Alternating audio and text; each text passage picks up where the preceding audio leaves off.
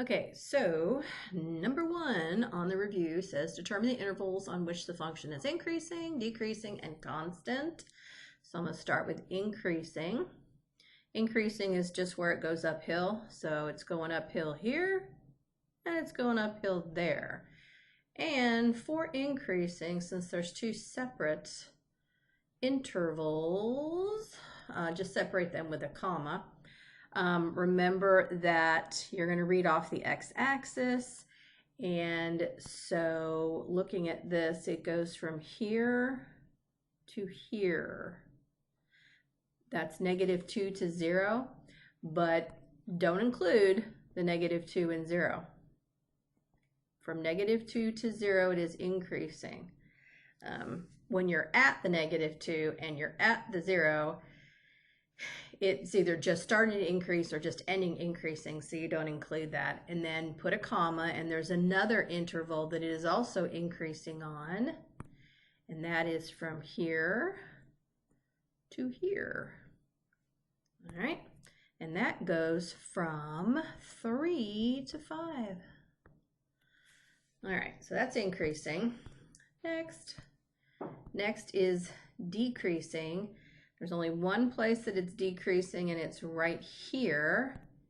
And that, I think I can switch colors here. Sure can. That goes from here to here. So for that one, decreasing, it's just one interval, and it goes from the 1 to the 3 on the x-axis. Okay. And last but not least is where it remains constant, and that's any horizontal part. So it's constant right here, and then that interval, come on pen, goes from here to here. So on the x-axis, that is from -5 to -2. Remember, you never ever use brackets when answering increasing, decreasing, or constant questions. Took me a second there. Okay, so that's 1. And then number 2, on this picture, determine the domain and the range of the function.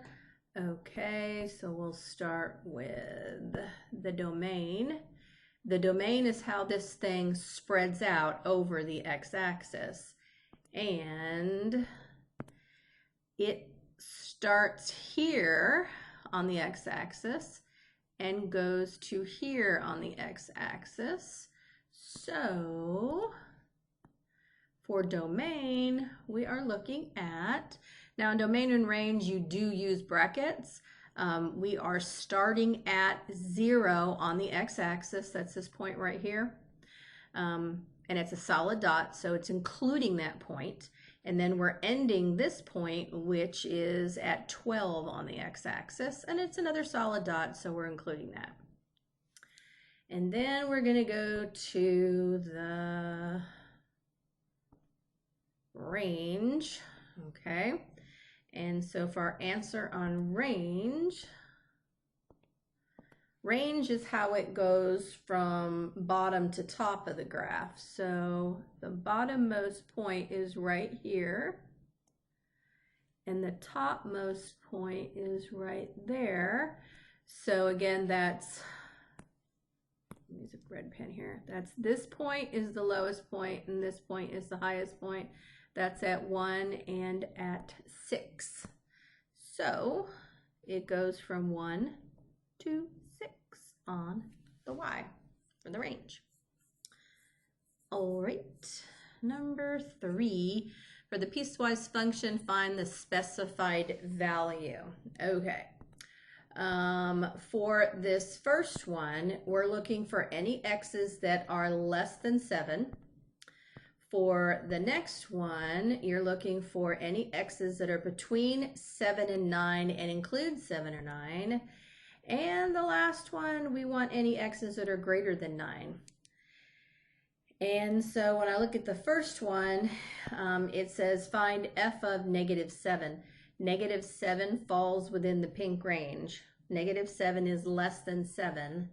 So I'm going to use this function here for this problem. So I'm going to calculate 7 times negative 7 plus 1. And that's going to be negative 49 plus 1. And that is negative 48 for the first question. Then for the next one, it says f of 9, and 9 falls within the blue range, or the blue domain, I guess, from 7 to 9, and the equal to says it includes 9. So you're going to use the 7x on this one. So 7 times 9, and the answer there is 63. And then the last one I gave you was x is f of x, f of 12. So x is a 12, and 12 is greater than 9. So you're going to use this function. So this is going to be 7 minus 4 times 9, which is 7 minus 36. Which would be a negative, what, 6 and negative 29? Why is my brain not functioning? Oh, why did I plug in 9? I don't know. That was stupid. It was 12. No wonder my answer is not right. Okay. 4 times 12 is 48. Here we go. And 7 minus 48 is negative 41. Sorry, I'm not very good at math. Okay, and let's see, do I have time to get in one more? I don't think so. So I'm going to stop this video here.